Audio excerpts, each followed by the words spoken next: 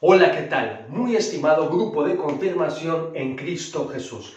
Queridos amigos, vamos a aprovechar este día para hacer 3 vídeos. En el primer vídeo vamos a recordar cuáles son las fuentes a las que nos podemos acercar para, bebiendo de ellas, conocer y amar más y mejor a Cristo Jesús y, por supuesto, prepararnos mejor para el sacramento de la confirmación.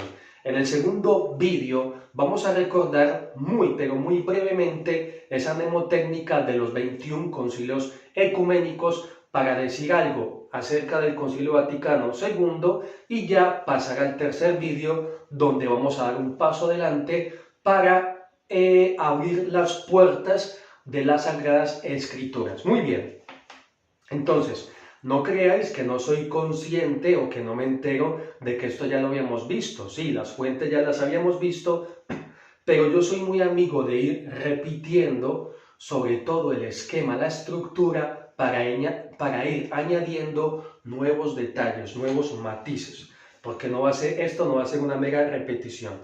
Eso sí, podemos decir que son fuentes. Hoy hablaríamos de unas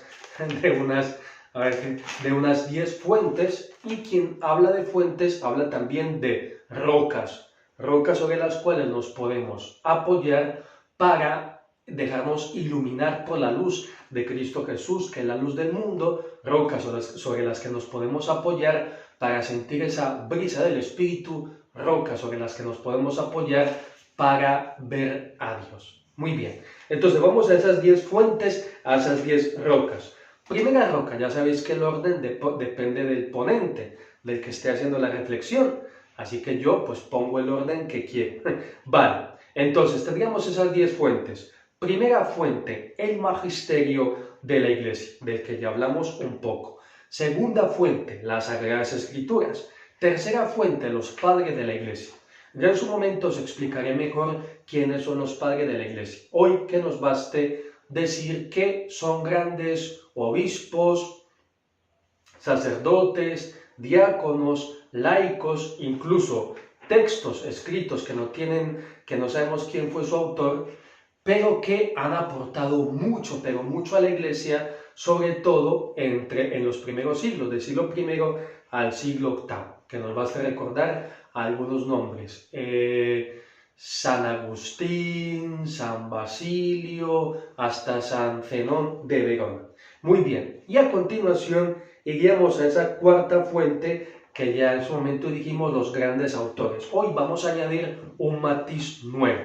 Así como hablamos de padre de la Iglesia, y esto pertenece al discurso teológico, yo he añadido, para mi reflexión personal y para hacerle más cercano el mensaje a mis alumnos, en este caso a vosotros, en estas catequesis, en estas charlas, yo también hablo de los tíos de la Iglesia y hasta de los primos de la Iglesia. Los padres de la Iglesia, como decía, del siglo I al siglo VIII, que han influido enormemente en la enseñanza de la Iglesia y en la celebración del misterio cristiano.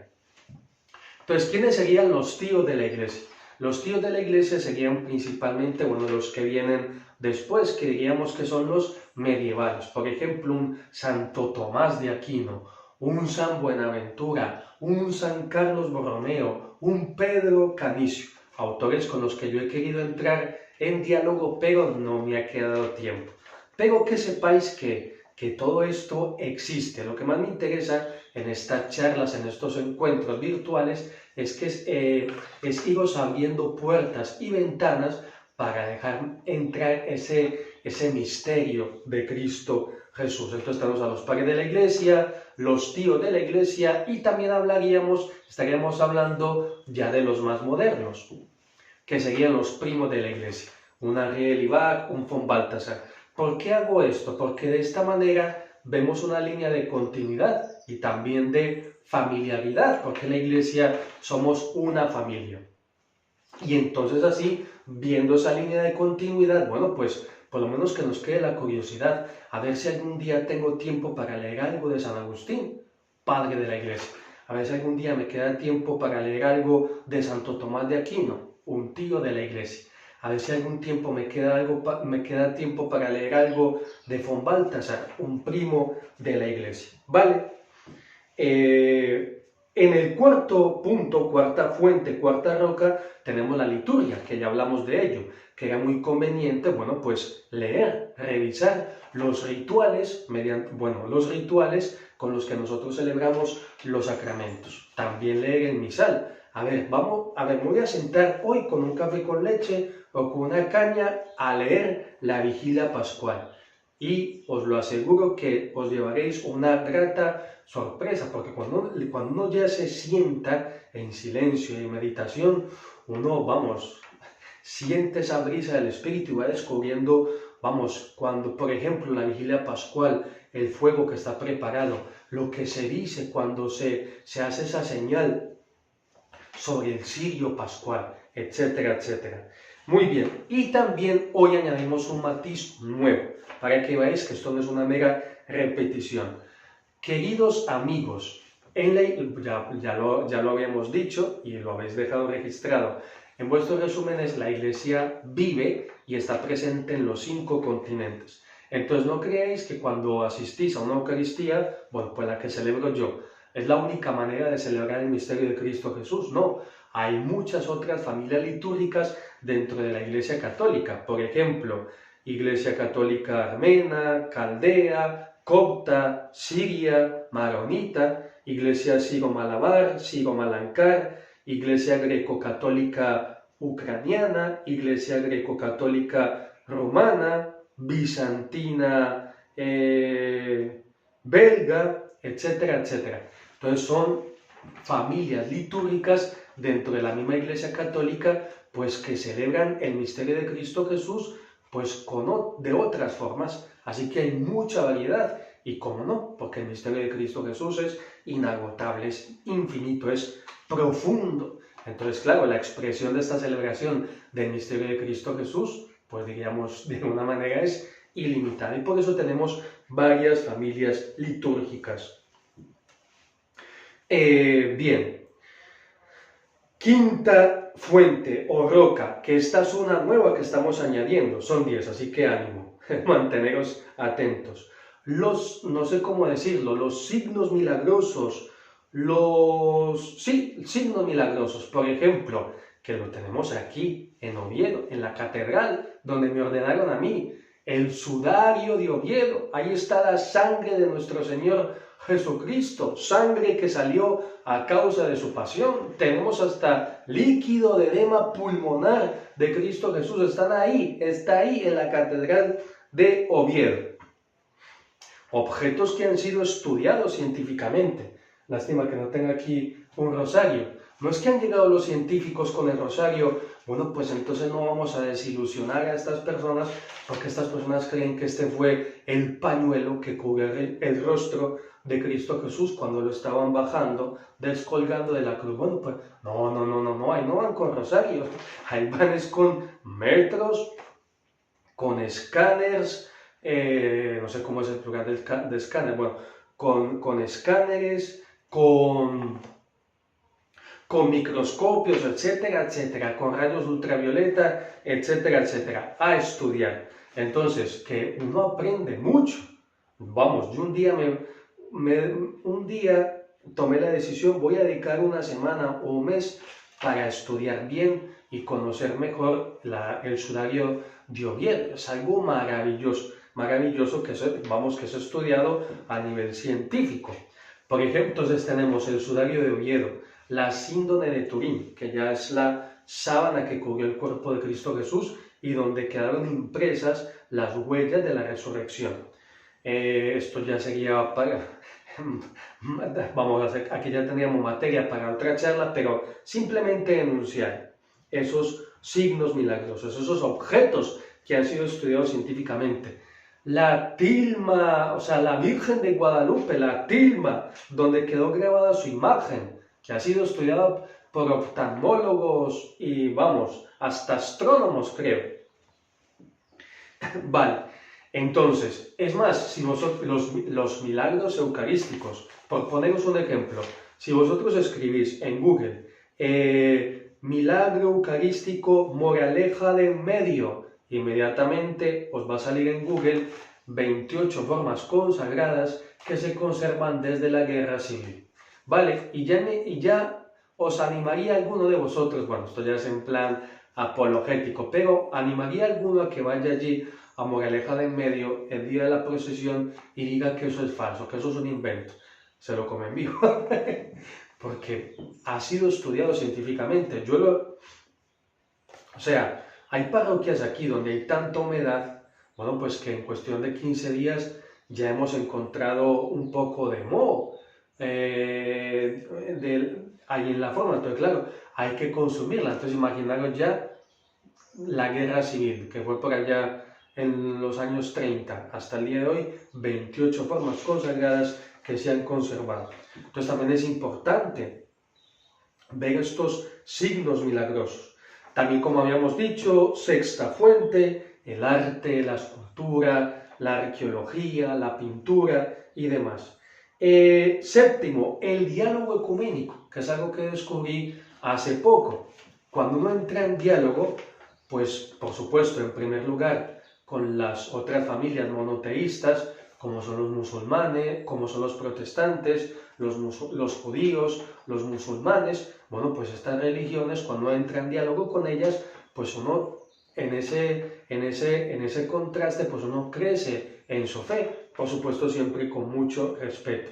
También ya cuando uno entra en diálogo, pues con otras religiones como el hinduismo, budismo, bueno, pues uno también va viendo las diferencias y pues va uno creciendo en su fe. Por poneros un ejemplo, algunas de estas religiones orientales de este tipo buscan, su realización más plena y total es como desprenderse, o sea, desapegarse del mundo. Pero a mi modo de ver, por supuesto me falta estudiar mucho más, pero no hay una relación con otro tú. Entonces es como, lo que buscan es como el desapego, la indiferencia a cualquier impacto exterior, pero es que yo no estoy buscando eso. Yo prefiero buscar, que ahí donde está, cuando uno entra en ese diálogo, lo que uno descubre. No es que yo no quiero ser un sabio, ni quiero desapegarme, no, yo lo que quiero es encontrar a alguien con quien hablar, alguien que me mire y me comprenda, más aún, alguien a quien yo pueda llamar Padre, Padre nuestro que estás en el cielo, alguien a quien yo pueda acudir para que me salve. Yo soy muy consciente de que yo mismo, por mucha meditación, oración que haga, yo no me puedo salvar a mí mismo, necesito de otro más fuerte que yo. Bien, entonces ahí está en ese diálogo, también uno crece en su fe y conoce más el misterio de Cristo Jesús. Por supuesto no se trata de entrar en diálogo con otras religiones, doctrinas y creencias, pues para terminar uno perdiendo su fe, no, mal empezamos, porque tenemos que estar convencidos de que estamos sin desacreditar a los demás, sin juzgarlos, tenemos que estar... Esto es algo que me llama la atención y lo recuerdo y aprovecho para recordarlo. Hay muchos musulmanes comprometidos con su creencia. Por supuesto están estos matices, pero me estoy refiriendo, como pasó a los musulmanes, bueno, pues donde no hay violencia. Hay muchos budistas que están convencidos de lo que creen. Todo el mundo está convencido, excepto nosotros los católicos, que precisamente tendríamos que ser los más convencidos, por todas estas fuentes. Vale. Octava fuente, las grandes conversiones. Aquí también uno aprende mucho. Voy a poner un solo ejemplo. Gloria Polo, una mujer en Colombia, si mal no recuerdo en Bogotá, bueno, pues vanidosa en exceso, cirugías estéticas a mansalva, descuidaba a sus hijos, etcétera, etcétera, y la atraviesa un rayo. Todo esto es histórico, Si queréis vais a ver el historial clínico de Gloria Polo, pues está, la atravesó un rayo, y se convirtió.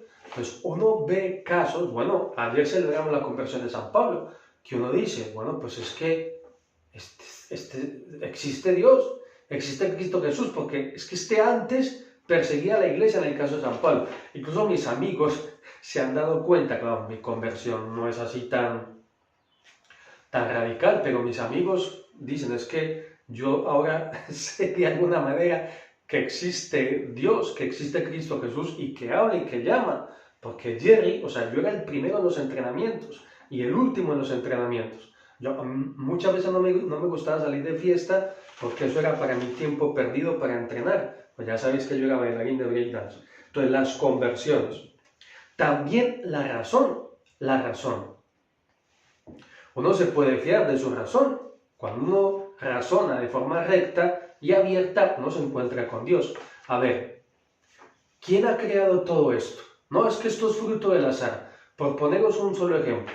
Imaginaros que, bueno, cuando estamos conduciendo, hay un semáforo, ¿vale? Entonces, anda, mira, pero es que yo no he visto, yo no vi cuando estaban poniendo el semáforo, ya que está. Son las 12 de mediodía o las 2 de la mañana, pero ahí está ese semáforo. Y ese semáforo no va ahí como una discoteca, y pum, pum, pum, pum, pum, pum, pum, pum, lanzando luces y más, ¿no? Pues stop, ámbar y circula. Entonces, hay una mente detrás de ese semáforo.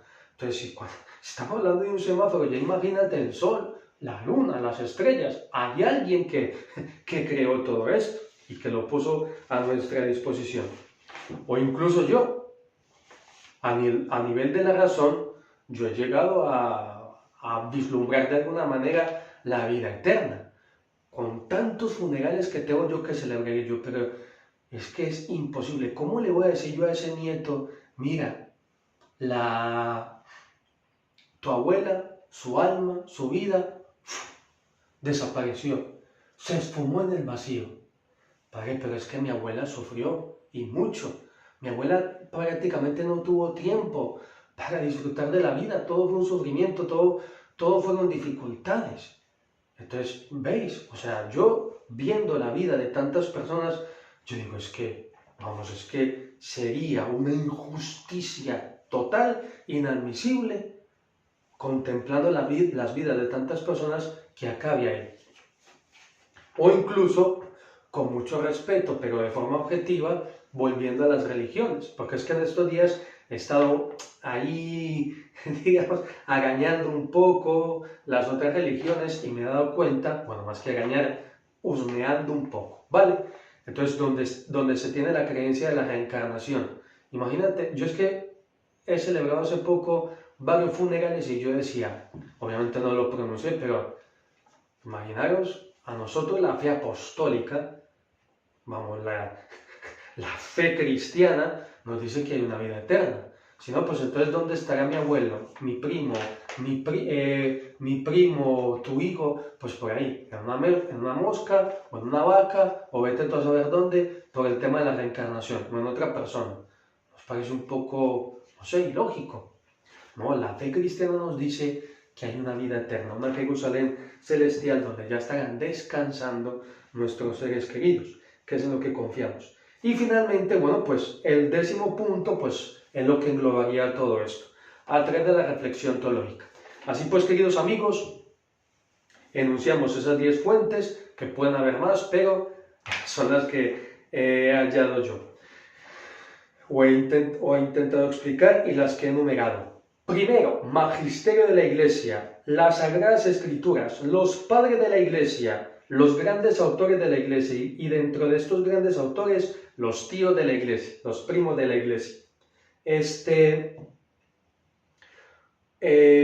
Anda, yo aquí conté mal.